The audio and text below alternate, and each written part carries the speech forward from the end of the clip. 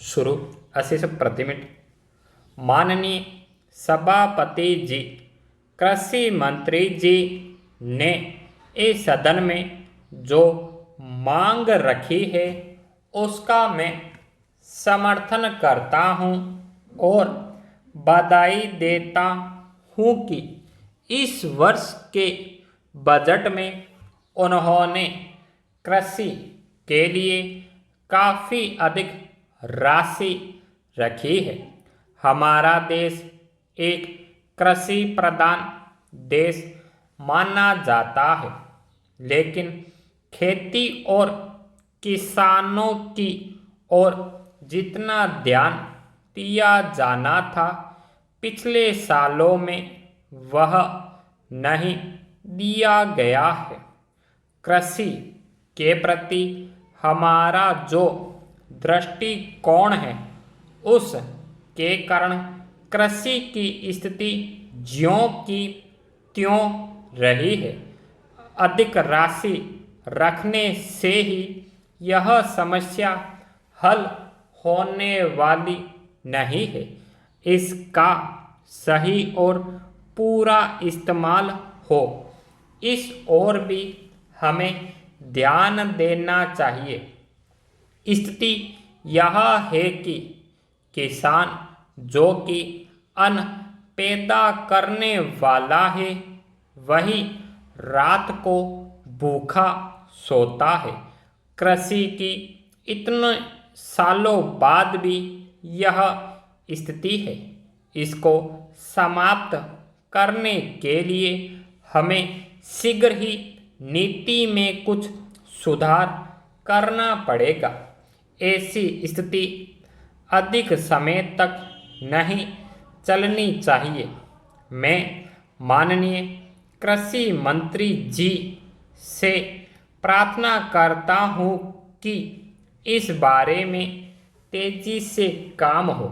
यदि सरकार कृषि की स्थिति में सुधार लाना चाहती है तो इसकी पैदावार पर जो खर्च आता है वह किसान को मिलना चाहिए। इसके बिना खेती में सुधार नहीं होगा। इस बारे में सबसे पहले जो करने की बात है वह है कृषि पर आने वाला खर्चा किसान को मिले। तेरा कृषि के विकास में सिंचाई का महत्वपूर्ण स्थान है। सिंचाई के साधन उपलब्ध न होने के कारण हमें जितनी पैदावार मिलनी चाहिए उतनी नहीं मिल पाती है। हमारी अधिकतर खेती वर्षा पर ही निर्भर करती है। यदि वर्षा नहीं होती है तो पैदावार नहीं होती है। सिंचाई से हमें अधिक अन्न पैदा कर सकते हैं।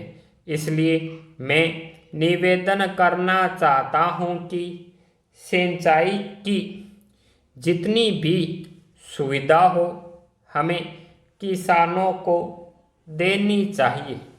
बजट में जो रकम रखी गई है वह और अधिक होनी चाहिए। महोदय, बाढ़ भी हमारे देश की एक समस्या है।